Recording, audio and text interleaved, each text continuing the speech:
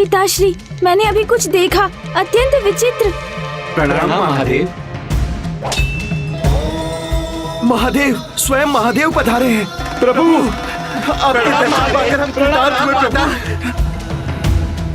प्रभु हमारे होंगे। आप क्या पधारे महादेव, के लिए कोटि कोटि धन्यवाद प्रभु। महादेव, आप धन्य हैं प्रभु, आप धन्य हैं प्रभु। महाराज, महारानी, महादेव पधारे हैं, वो भी सपरिवार। सहपरिवार। शीघ्र जाकर उनके भव्य स्वागत की व्यवस्था करके उस स्थान पर पहुंचो। शीघ्र चलिए महाराज। मेरे प्रभु आए हैं। पिताश्री, मेरा एक प्रश्न है। वो प्रभु, आपके सपरिवार दर्शन पाकर हम कृतार्थ हुए। धन्य हो गए प्रभु।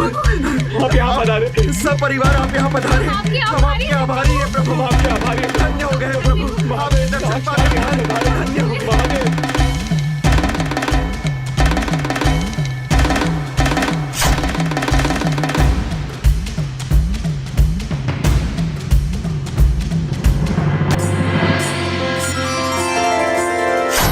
ओम नमः शिवाय, ओम नमः शिवाय, ओम नमः शिवाय, ओम नमः शिवाय।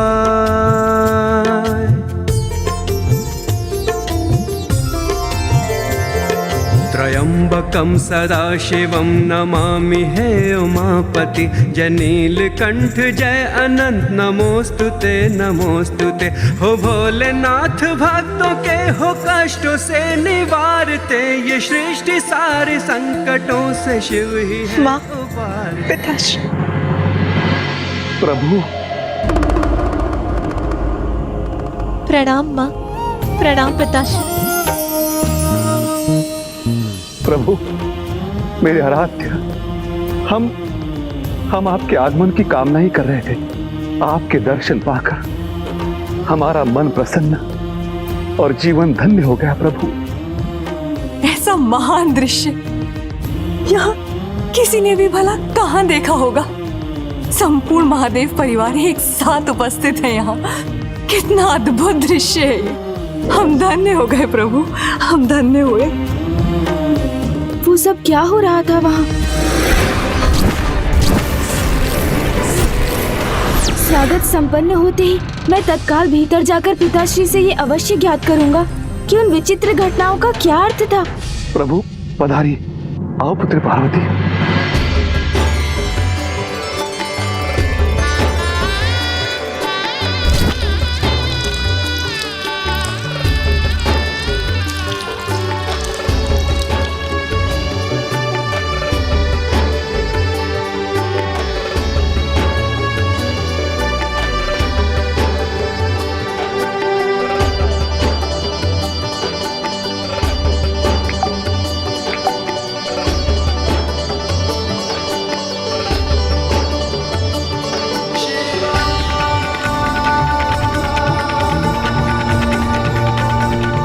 आप दोनों को आते हुए मार्ग में कोई कष्ट तो नहीं हुआ ना?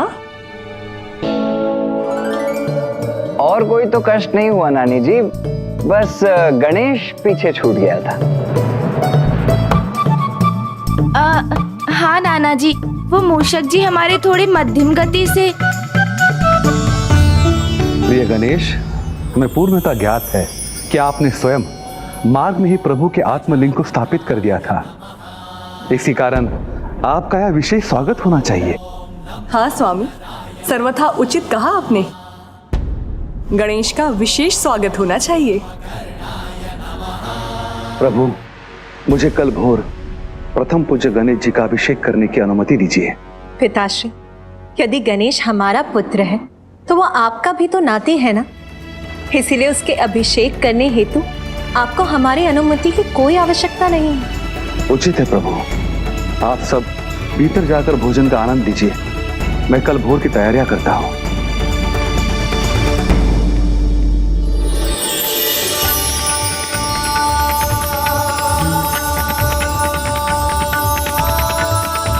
पधारिए, पधारिए मेरे प्रभु। आसन ग्रहण कीजिए। मुझे अपने कक्ष में जाने के पूर्व पिताश्री से प्रश्न कर अपनी जिज्ञासा शांत कर लेनी चाहिए। पिताश्री। महादेव पुत्र गणेश, आपके अभिषेक के उपरांत मैं आपसे अवश्य संपूर्ण कथा सुनूंगा कि किस प्रकार आपने अपनी युक्तियों से लंकेश रावण को रोक दिया था। जी अवश्य नाना जी, किंतु मैं पुत्र कार्तिकेय। पुत्र गणेश, आप हैं तो एक बालक ही, किंतु कार्य इतने महान करते हैं। तो अब आप अपने कक्ष में चलकर भोजन ग्रहण कर लीजिए और कुछ समय विश्राम भी कर लीजिए। चलिए, मैं आपको आपका कक्ष दिखा देती हूँ, आइए। अवश्य नानी माँ, किंतु सर्वप्रथम मुझे पिताश्री से कुछ पूछना है। नहीं नहीं पुत्र गणेश, आप बहुत दीर्घ अवधि से यात्रा कर रहे हैं। सर्वप्रथम आपको विश्राम करना चाहिए और उसके उपरांत ही आप अपने पिताश्री से मिलकर अपनी सारी जिज्ञासाएं शांत कर लीजिएगा। अर्थात भवन में आकर भी मैं अभी पिताश्री से अपने प्रश्न नहीं कर पाऊंगा। अब मुझे भोर की प्रतीक्षा करनी होगी। चलिए।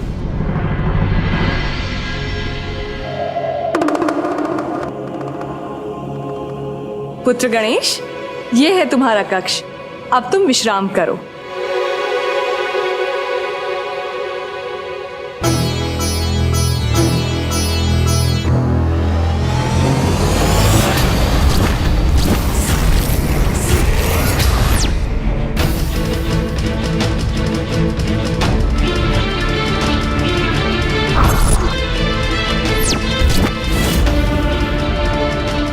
मेरी जिज्ञासा मुझे अत्यंत विचलित कर रही है।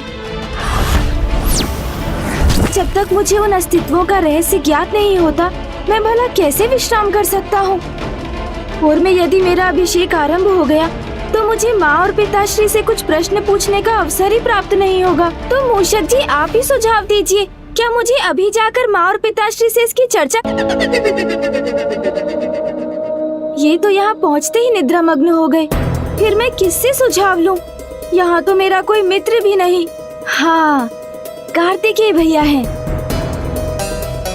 किंतु वो भी नाना जी के साथ अन्य कार्यों की व्यवस्था में व्यस्त होंगे। मूषक जी तो विश्राम कर रहे। कितना उत्तम होता यदि मेरा कोई ऐसा मित्र होता जिससे मैं वार्तालाप कर पाता और जो मेरी इस जिज्ञासा को शांत कर पाता।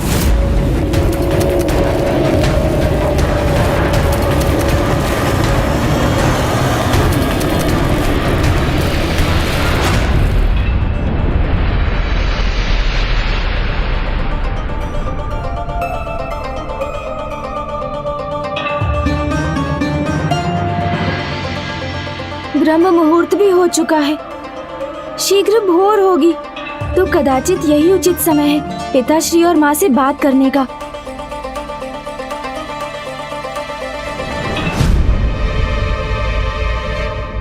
माँ, प्रणाम माँ, मुझे आपसे कुछ ज्ञात करना है। अभी नहीं पुत्र, तुम्हारे मन में जो भी शंका है तुम उस प्रश्न का उत्तर अपने पिताश्री से ज्ञात क्यों नहीं कर लेते।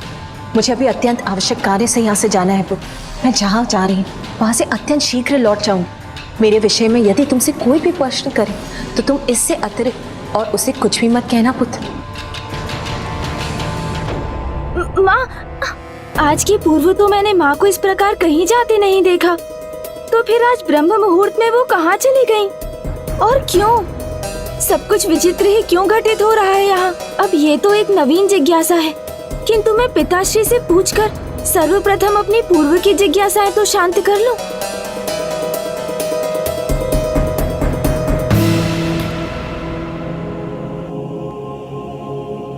पिताश्री, प्रणाम पिताश्री, मुझे आपसे कुछ चर्चा करनी है।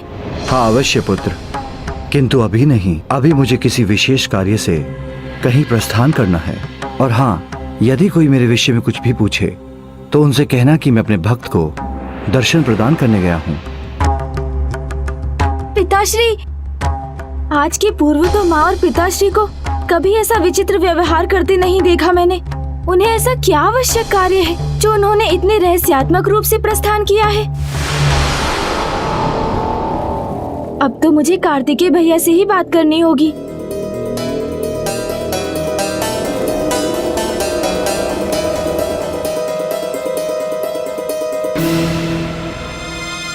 मुझे ये ज्ञात था कि अवश्य भैया कार्तिकेय और नाना जी राजभवन की सुरक्षा एवं अन्य व्यवस्था पर ही चर्चा कर रहे होंगे। अर्थात मेरे लिए किसी के भी पास समय नहीं। इससे तो उचित होता कि मैं किसी अन्य को ही अपने मित्र के रूप में स्वीकार कर लेता। तो किसी से अपने हृदय की चिंता तो बांट सकता।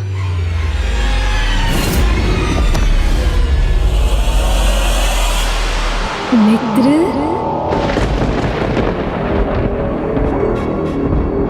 मित्र, मित्र, मित्र,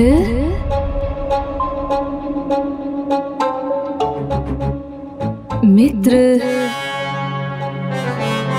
मुझे ऐसा आभास क्यों हो रहा है जैसे कोई मुझे संबोधित कर रहा हो। मित्र कहकर कौन पुकार रहा है मुझे? मित्र, क्या कोई है यहाँ?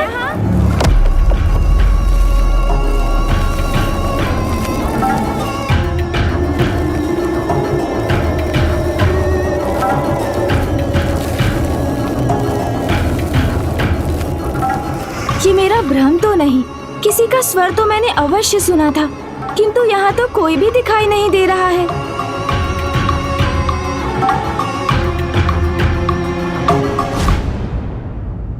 माँ, माँ यहाँ?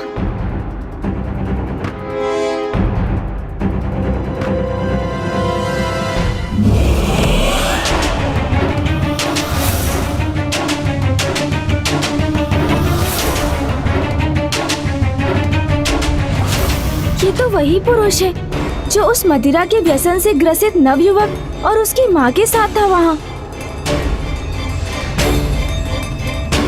किंतु माँ उससे इतनी आत्मीयता से क्यों संवाद कर रही है, जैसे वो उनसे परिचित हो। कौन है ये? अभी तो वो यहीं थे, तो अभी कहाँ अदृश्य हो गए? मेरी पूर्व की जिज्ञासाएं शांत नहीं हुई और अब तो मेरे प्रश्न और बढ़ते जा रहे हैं।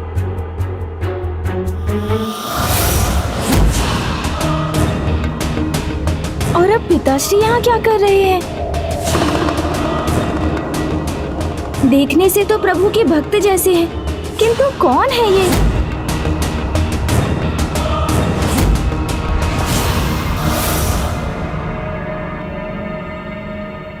ये तो वही रहस्यमयी जन है जिनका दृश्य मुझे कल दिखा था, किंतु ये यहाँ पिताश्री के साथ क्या कर रहे हैं?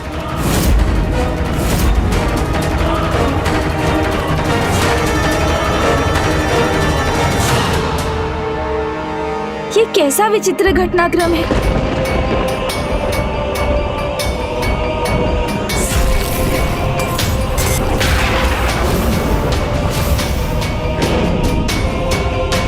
कुबेर जी इस नरकंकाल के साथ यहाँ? ये क्या? ये तो कभी नरकंकाल दिखाई पड़ते हैं तो कभी अपने विचित्र रूप में। अच्छा, तो ये है इनका वास्तविक रूप।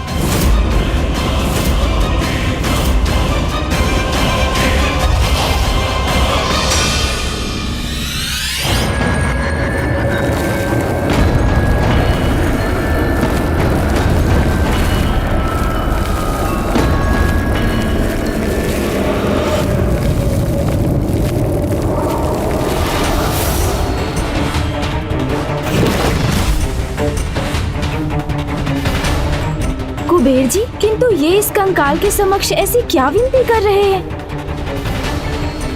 कदाचित इनसे ही मुझे अपने समस्त प्रश्नों के उत्तर प्राप्त हो जाएं।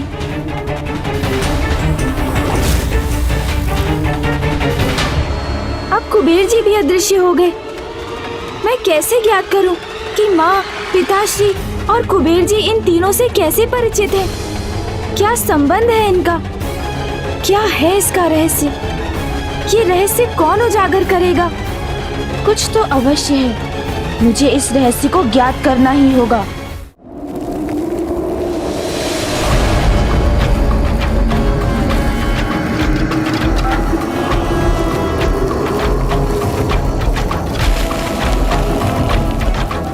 मित्र,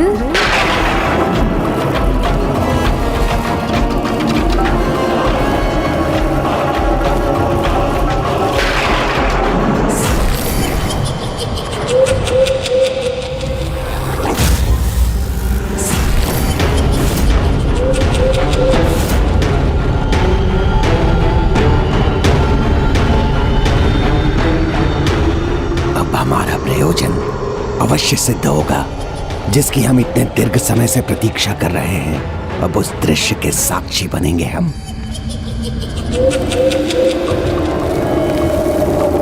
मित्र, पुनः ये स्वर कहाँ से आ रहा है? अवश्य इस गुफा के भीतर कुछ है जो मुझे अपनी ओर खींचने का प्रयास कर रहा है।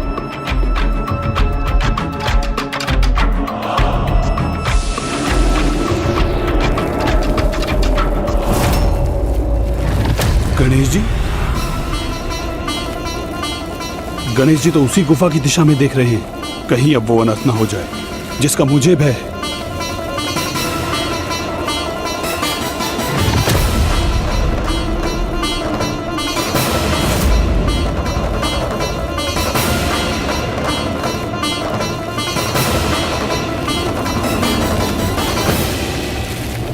वो ध्वनि अवश्य इसी गुफा से आई थी।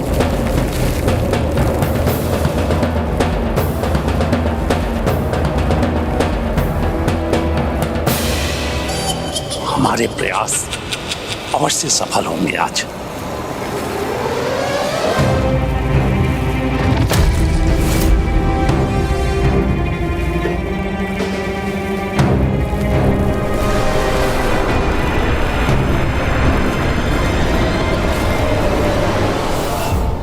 नहीं नहीं, ये नहीं हो सकता, ये नहीं होना चाहिए। विनाशकारी होगा ये, मुझे इसे रोकना होगा।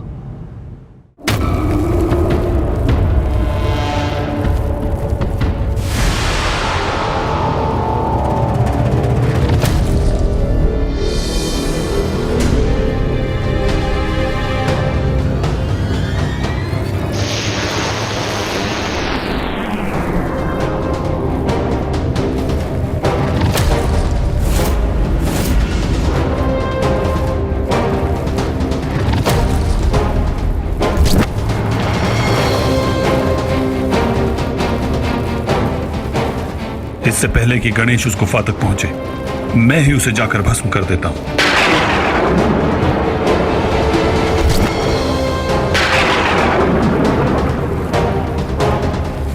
गणेश,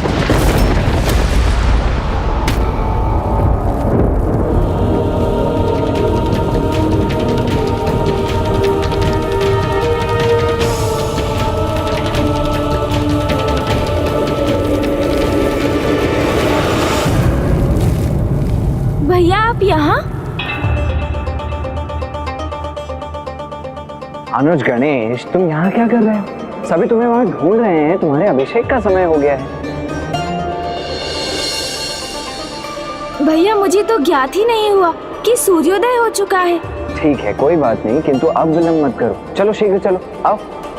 किंतु भैया मुझे आपको कुछ बताना है। अभी नहीं अनुज, गणेश, इस समय यदि तुम वार्तालाप में व्यस्त हो गए ना तो हमें अत्यधिक विलंब हो जाएगा। और वैसे भी माँ के आदेशानुसार मुझे पहले कुछ सामग्रियां एकत्रित करनी है और तुम्हें शीघ्र वहां पहुंचना है। चलो। उचित है भैया, किंतु मेरे अभिषेक के उपरांत तो आप मेरी बात सुनकर मेरी जिज्ञासा शांत करेंगे ना? अवश्य।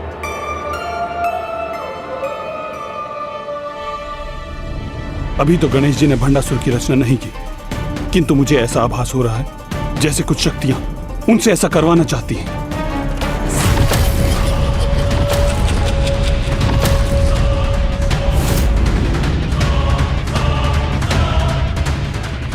अर्थात अब हमें कुछ और समय के लिए उनकी प्रतीक्षा करनी होगी।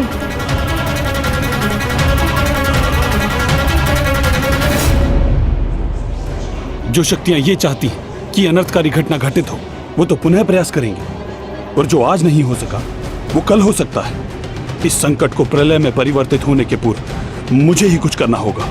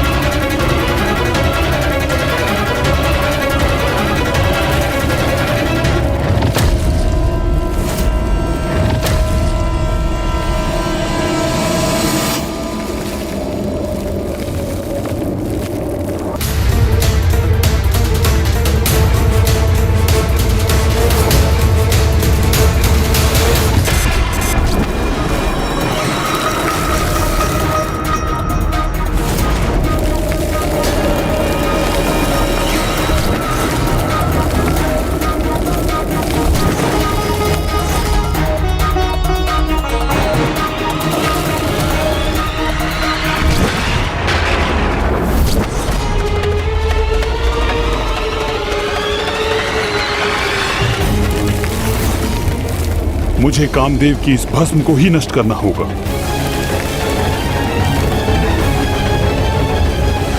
जब सब कुछ नष्ट हो जाता है तब मात्र भस्म ही शेष रह जाती है, किंतु उसे नष्ट करने का भला क्या उपाय हो सकता है? यदि मैं इसे नष्ट नहीं कर सकता तो इसे भिन्न भिन्न दिशाओं में बिखेर तो सकता हूं, जिससे यह आकार लेने हेतु एक स्थान पर एकत्र न रह सके।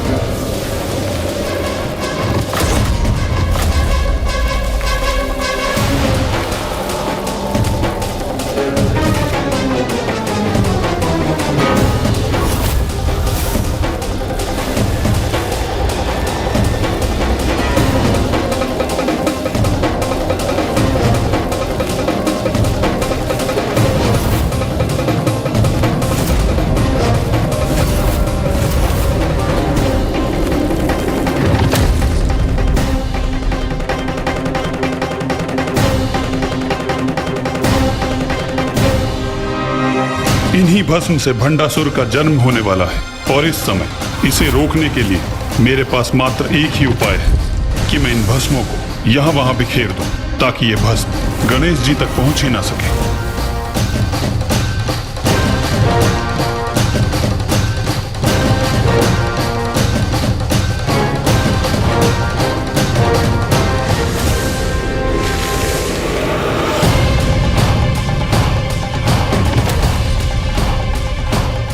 अब जो भस्म शेष है उसे भी इसी प्रकार बिखेरना होगा मुझे।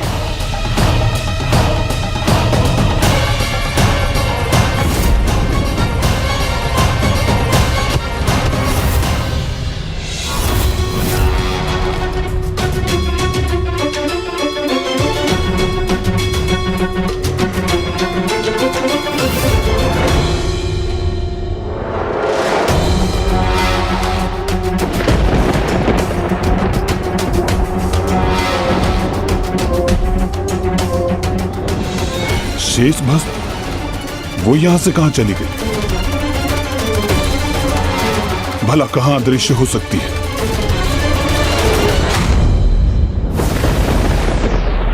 ओह, उस शिला के पीछे मुझसे स्वयं को छुपाने का प्रयास कर रही है, किंतु मैं इसे यहां नहीं रहने दूंगा।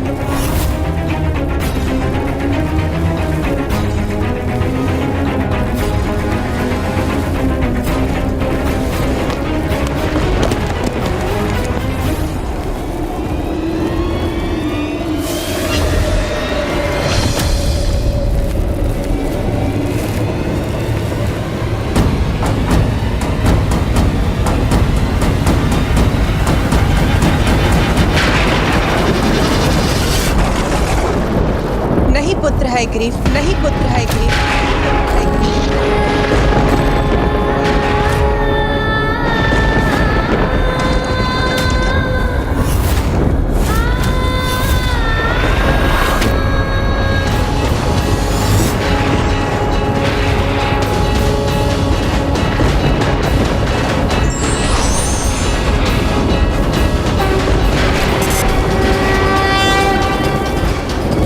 प्रकृति में यदि बुराई जन्म लेती है तो उसके साथ अच्छाई का जन्म भी अवश्य होता है। ये तो प्रकृति के विनाश और सृजन और पुनः विनाश के चक्र का ही भाग है। इसी के कारण अनेकों अधर्मियों ने जन्म लिया है, भले ही वो ताड़कासुर या हिरण्यकश्यप। उन्हें उनके जन्म के पूर्व नष्ट नहीं किया गया पुत्र। किसी भी व्यक्ति के पापों की गागर भरने के पूर्व उसे दंड नहीं दिया जाता।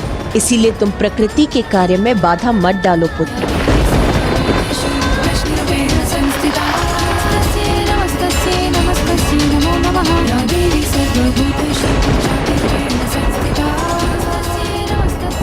उचित है माता, मुझे क्षमा कीजिए माता। पुत्र, जो होना था वो हो चुका और नियति के अनुसार जो होना है वो भी अवश्य होकर ही रहेगा।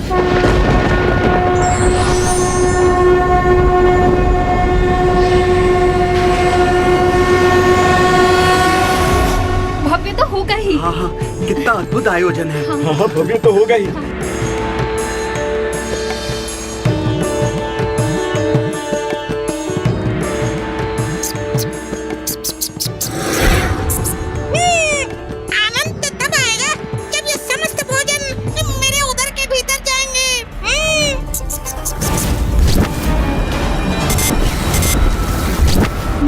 में तो अभी तक वही प्रश्न उमड़ रहे हैं कि उन विचित्र घटनाओं के पीछे क्या कारण था।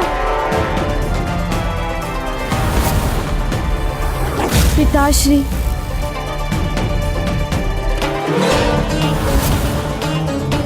और माँ के अत्यंत विचित्र व्यवहार का क्या रहस्य है? कब आरंभ होगी अभिषेक की ये विधि, जिस विधि के संपन्न होने पर ही मैं अपने प्रश्नों के उत्तर प्राप्त कर सकूंगा।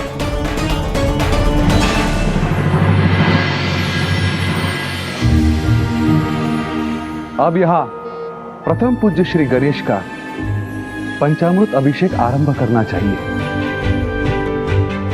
ये समस्त आयोजन प्रथम पूज्य श्री गणेश को बधाई और हमारी ओर से इनका आभार व्यक्त करने स्वरूप किया गया है, क्योंकि इन्होंने दशानन रावण द्वारा प्रभु महादेव के आत्मलिंग को लंका ले जाने से रोककर इस समस्त संसार पर आने वाले घोर अनिष्ट को सुरक्षित कर दिया है। ऐसा महान कार्य किया है इन्होंने।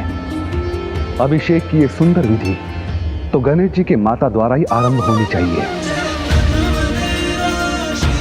पुत्री पार्वती,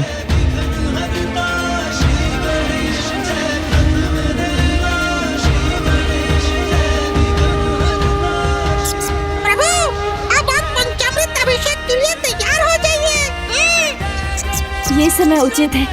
अब मैं माँ से अपने प्रश्नों का उत्तर भी जान सकता हूँ। माँ, मुझे आपसे कुछ कहना है। पुत्र, मुझे ज्ञात है तुम्हारे मन में तो सदा भांति भांति के प्रश्न उत्पन्न होते रहते हैं, किंतु ये प्रश्न और उत्तर में उलझने का समय नहीं है पुत्र। एक बार अभिषेक संपन्न हो जाए, उसके पश्चात हम अवश्य वार्तालाप करेंगे।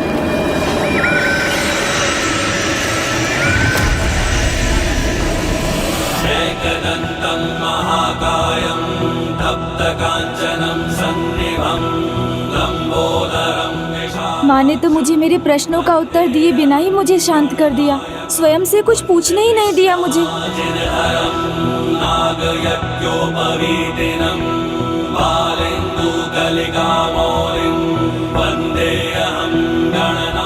आइए देवी मैना, अपने सर्वाधिक प्रिय नाती का आप दही से अभिषेक कीजिए।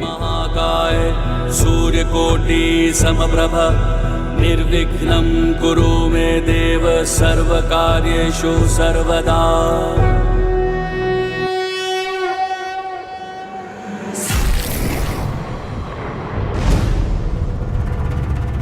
क्या हुआ पुत्र गणेश, किस विचार में हैं आप?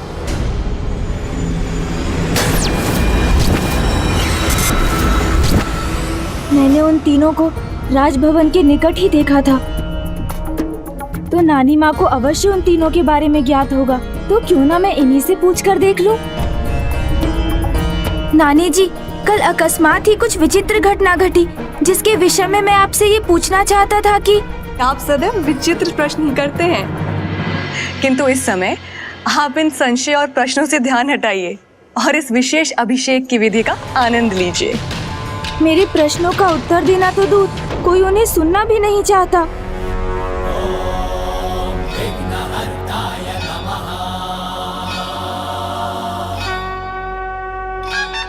प्रभु, अब आप गणेश का ग्रीस से अभिषेक कीजिए। नहीं महाराज हिमावन, आप उसके नाना जी हैं, इसलिए मुझसे पूर्व तो आपके द्वारा ही उसका अभिषेक सर्वथा उचित है।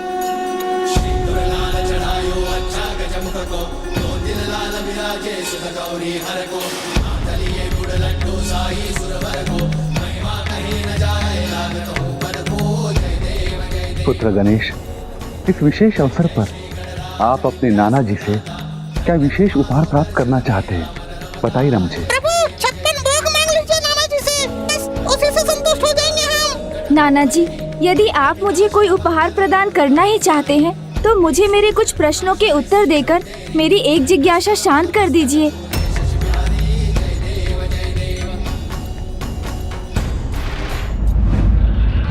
आप अपने समस्त प्रश्नों का उत्तर ढूंढने में स्वयं सक्षम है। आप केवल मुझे इतना बताइए कि मैं आपको उपहार स्वरूप क्या दे सकता हूँ। किंतु नाना जी, अभी तत्काल बताने की कोई आवश्यकता नहीं है। आप इस अभिषेक के उपरांत भी मुझे बता सकते हैं।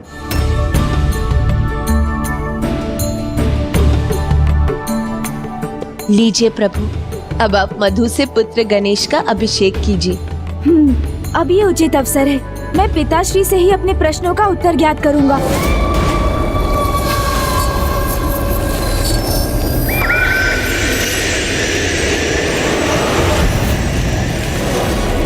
पिताश्री, मुझे आपसे कुछ। पुत्र, तुम्हारे नाना जी ने और तुम्हारी नानी माँ ने अपार स्नेह से तुम्हारे इस पंचामृत अभिषेक की व्यवस्था की है, इसलिए अन्य कुछ नहीं, मात्र अपने अभिषेक का आनंद लो।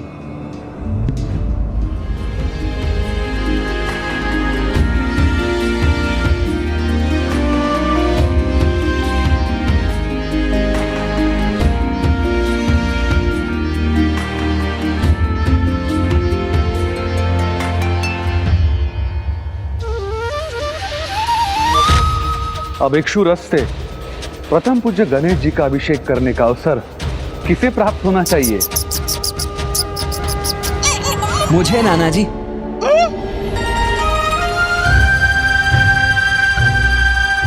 मैं करूंगा अनुज गणेश का अभिषेक। मुझे क्षमा कीजिएगा, मुझे आने में विलंब अवश्य हुआ है, किंतु मैं तो माँ की आज्ञा अनुसार अनुज गणेश के सर्वाधिक प्रिय वस्तु की व्यवस्था करने ही गया था।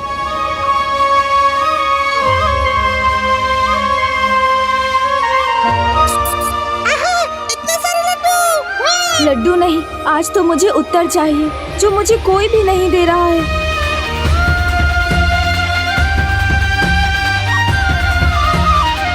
मुझे पिताश्री ने अपने वचन से बांध दिया, अन्यथा मैं भैया से ही पूछ लेता।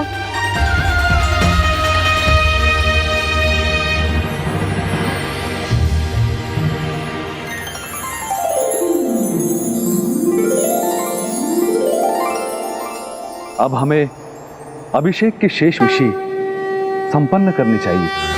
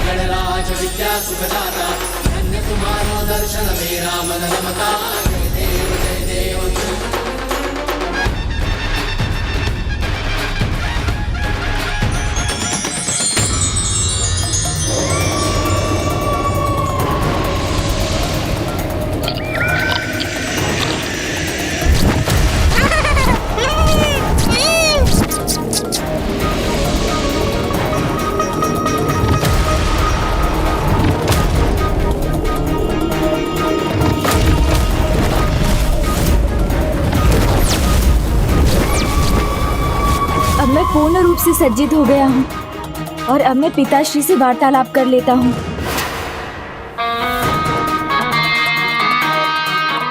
मेरे अभिषेक की संपूर्ण विधि संपन्न हुई और अब मैं किसी से भी अपने प्रश्नों के उत्तर ज्ञात करने के लिए पूर्ण रूप से मुक्त हो गया हूँ। पिताश्री। पार्वती। हाँ प्रभु। अब मेरे ध्यान समाधि का समय हो गया है, मैं प्रस्थान करता हूं।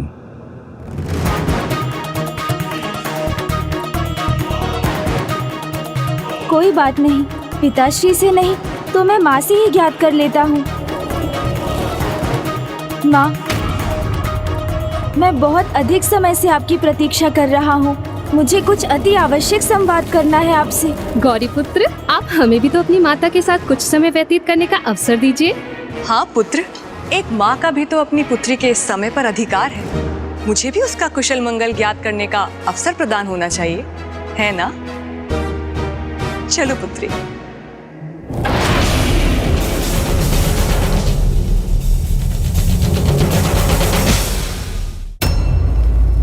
नाना जी अभी यहाँ अकेले हैं। उन्हें तो उन दृश्यों का रहस्य अवश्य ज्ञात होगा।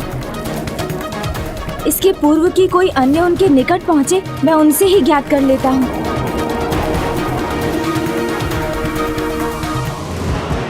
कहाँ चल दिया अनुज गणेश? अरे नाना जी के निकट भैया, और कहाँ?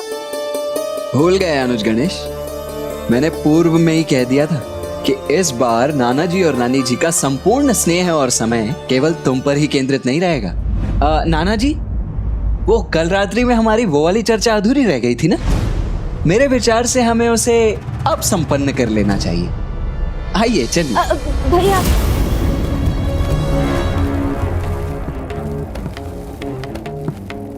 मूषक जी मेरे सखा एवं सेवक दोनों हैं, किंतु वो भी पुनः निद्रा में मग्न हो गए। फिर वही हो रहा है जो कल रात्रि में घटित हो रहा था। मुझे तो पूर्व में ही समझ जाना चाहिए था कि अभिषेक के उपरांत भी किसी के भी पास मेरे लिए तनिक भी समय नहीं होगा। माँ से वार्तालाप करने के लिए नानी जी हैं, पिताश्री एवं भैया से वार्तालाप करने के लिए नाना जी हैं, किंतु मेरे मन की बात समझने वाला कोई नहीं है। कोई मेरा मित्र भी तो नहीं है जिससे मैं अपने हृदय की बात कह सकता। कितना अच्छा होता जो मेरा भी कोई मित्र होता जिससे मैं अपने प्रश्न पूछ सकता। कितना एकाकी हूँ मैं। अब तो किसी आत्मीय मित्र की आवश्यकता का और भी आभास हो रहा है मुझे। कोई तो ऐसा मित्र होता मेरा जो मुझे समय देता, मेरी समस्या सुनकर उनका समाधान सुझाता। मित्र?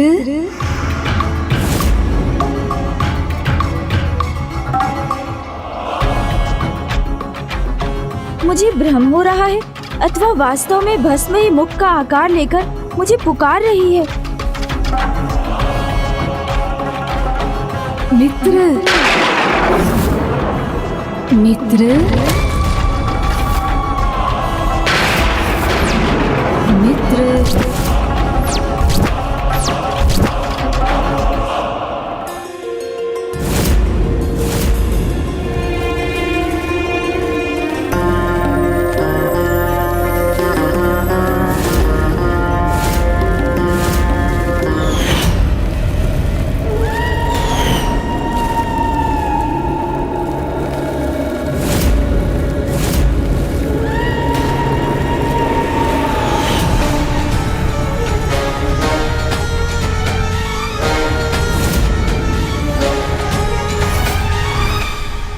ये विचित्र भस्म अब किस दिशा में गतिशील है और क्यों?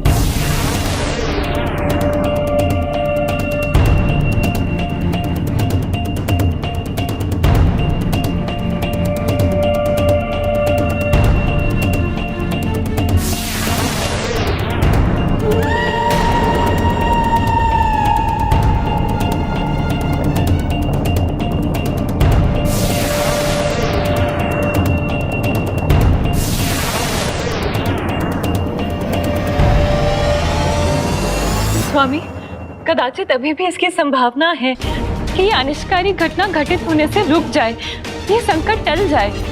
नहीं देवी, नियति ने जो निर्धारित किया है वो अपने उचित समय पर ही होगा। और अब गणेश से वो होने जा रहा है जिसके लिए वो स्वयं को कभी क्षमा नहीं कर पाएगा।